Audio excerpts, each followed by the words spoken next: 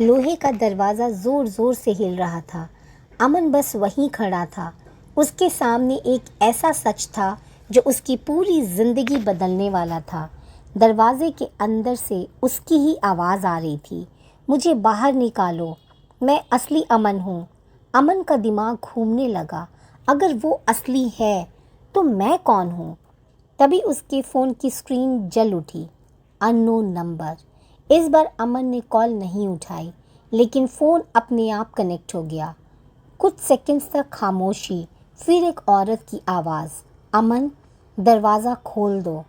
अमन ने धीरे से पूछा, कौन हो तुम? आवाज़ बोली, मैं सावित्री हूँ। अमन की आंखें भर आई। पर अगर तुम अंदर हो तो बाहर कौन है? कुछ पल के लिए खामोशी छा गई। फिर सावित्री ने कहा, यही तो तुम्हें समझना है। अचानक ज़मीन कांपने लगी। लोहे के दरवाजे पे पुराने निशान चिपकने लगे और दरवाज़ा धीरे धीरे खुलने लगा। अंदर से एक बहुत ठंडी हवा निकली। अमन ने टॉर्च जलाई। नीचे एक छोटा सा कमरा था। बीच में एक पुरानी कुर्सी और कुर्सी पर एक आदमी बैठा हुआ था। अमन का चेहरा सफ़ेद पड़ गया। वो आदमी बिल्कुल उसके जैसा दिखता था। उसके जैसा चेहरा, उसकी आवाज़, उसकी जैसी आँखें। वो आदमी रोते हुए बोला, अमन प्लीज़ मुझे यहाँ से निकालो, मैं तुम हूँ। अमन पीछे हट गया। फिर मैं कौन हूँ? वो आदमी चुप हो गया। फिर धीरे से बोला, तुम्हें सच कभी बताया ही नहीं गया। तभी कमरे के कोने में एक पुराने टेप रिकॉर्डर चालू हो गया। उसमें एक औरत की आवाज़ थी, सावित्री की। जो भी ये सुन रहा है उसे याद रखना, इंसान का सबसे बड़ा दुश्मन भूत नहीं होता, उसका अपना डर होता है। टेप में सावित्री बोलती चली गई, 20 साल पहले जब गांव वालों ने बच्चों को कैद किया, तब मैंने एक गलती की। मैंने एक ऐसी चीज़ को जगाया जो कभी नहीं जागनी चाहिए थी, आवाज़। अमन हैरान था, आवाज़? टेप में सावित्री बोली, वो एक ऐसी ताकत थी जो इंसान की सबसे गहरी याद को कॉपी कर सकती है। चेहरा, आवाज़, यादें, सब कुछ। अमन ने अपनी कॉपी की तरफ देखा। वो आदमी मुस्कुराया, अब समझे, मैं भूत नहीं हूँ, मैं तुम्हारी वो याद हूँ जो तुमसे छीन ली गई थी। तभी पीछे से ज़ोर से आवाज़ आई, मुखिया की। वो फिर से सामने खड़ा था, लेकिन इस बार उसका चेहरा बदल रहा था। कभी बुढ़ा, कभी जवान, कभी औरत, कभी बच्चा। 20 साल से मैं एक ही चीज़ का इंतज़ार कर रहा था। अमन ने पूछा, किस चीज़ का? मुखिया हंसा, उस इंसान का जो दरवाज़ा खोल सके, क्योंकि अब मैं आज़ाद हो सकता हूँ। अमन समझ गया ये सब एक ट्रैप था। Unknown calls, future video, school, सब कुछ उसे यहाँ लाने के लिए। लेकिन एक सवाल अभी भी था। अमन ने अपनी कॉपी की तरफ देखा। फिर असली अमन कौन है, मैं हूँ या तुम? वो आदमी धीरे से खड़ा हुआ और उसने एक ऐसी बात बोली जिसने अमन के पैरों के तले से ज़मीन खिसका दी। 20 साल पहले जो बच्चा यहाँ कैद हुआ था, वो तुम नहीं थे, वो मैं था। अमन की आंखें खुल गईं। तो मैं? वो आदमी धीरे से बोला, तुम वो हो जिसे इस दुनिया में भेजा गया था, उसको वापस लाने के लिए। तभी फ़ोन पर नया मैसेज आया, डे 7, आज रात फैसला होगा। फ़ोन की स्क्रीन पर बस यही लिखा था, आज रात फैसला होगा। अमन की आंखें उस आदमी पर थी जो बिल्कुल उसकी तरफ दिखता था। तो तुम कौन हो? उस आदमी ने धीरे से जवाब दिया, मैं वो अमन हूँ जो 20 साल पहले मर गया था। अमन का चेहरा सफ़ेद पड़ गया। मर गया? वो आदमी अपनी आंखें नीचे कर लेता है। हाँ, उस रात जब सावित्री मैम बच्चों को बचाने आई थी, मैं भी उसके साथ था। अमन कुछ समझ नहीं पा रहा था। फिर मैं कैसे ज़िंदा हूँ? वो आदमी बोला, क्योंकि सावित्री मैम ने तुम्हें बनाया नहीं, उन्होंने तुम्हें बचाया।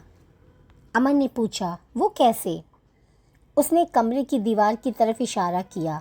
वहाँ एक पुरानी पेंटिंग लगी थी, एक छोटा बच्चा, एक औरत और एक काली परछाई।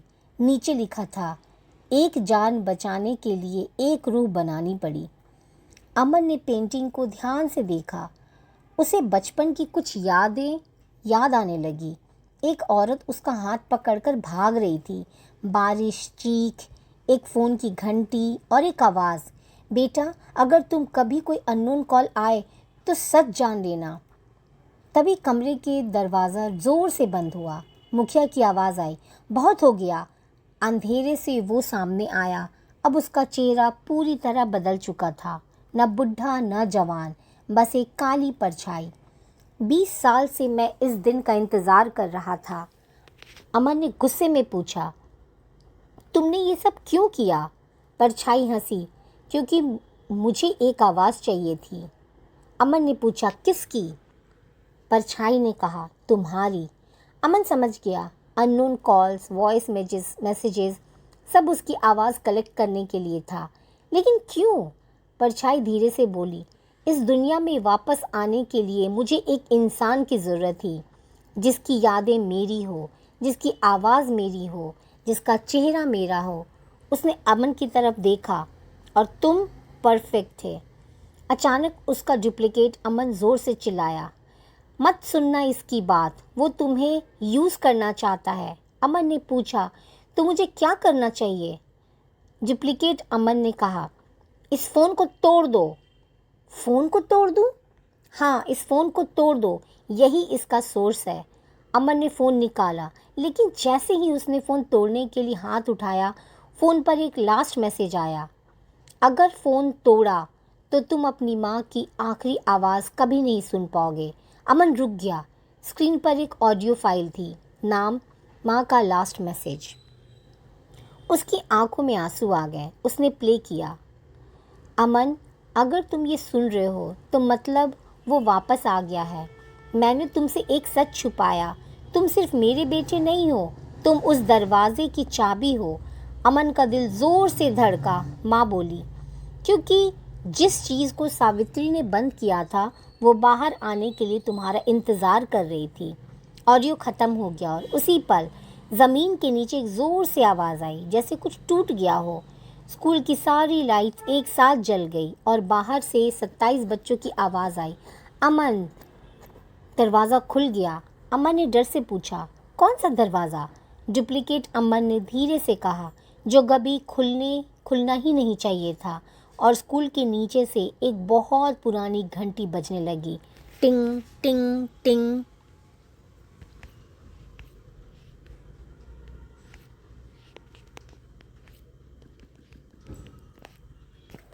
पुरानी घंटी की आवाज़ पुराने स्कूल में गूंज रही थी। अमन ने देखा, ज़मीन हिल रही थी, दरवाज़ों से मिट्टी गिरने लगी और वो पुराने लोहे का दरवाज़ा जो 20 साल से बंद था, अब धीरे धीरे खुल रहा था।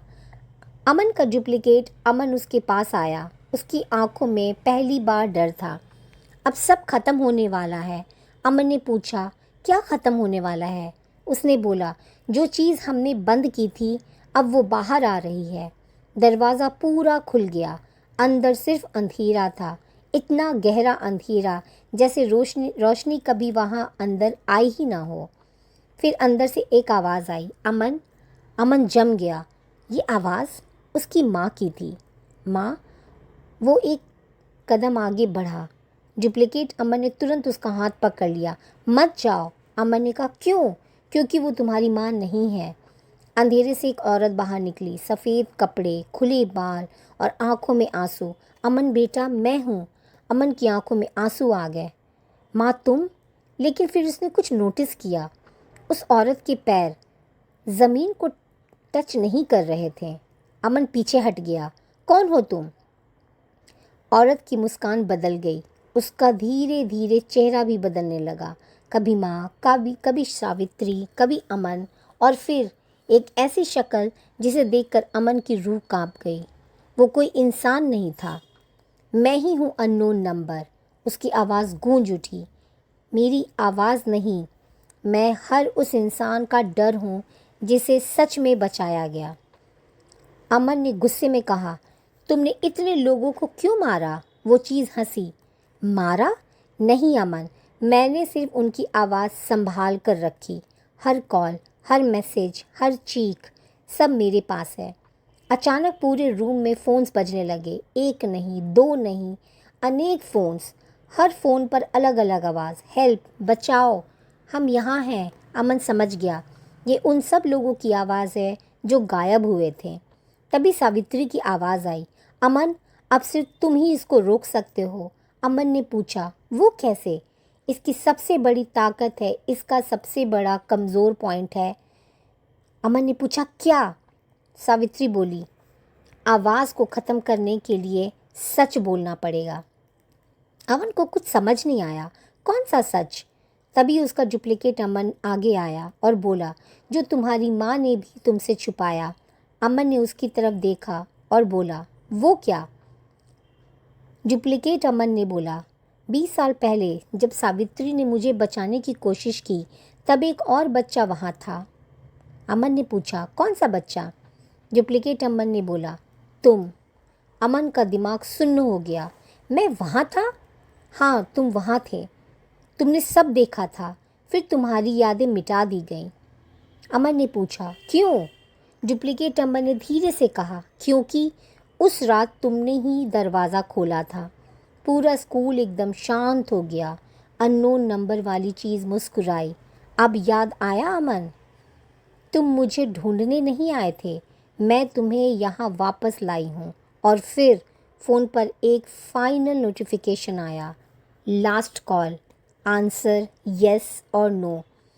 अमन का हाथ फ़ोन की तरफ बढ़ा और स्क्रीन पर नाम लिखा था, call from Aman's future. Phone screen पर चमक रहा था।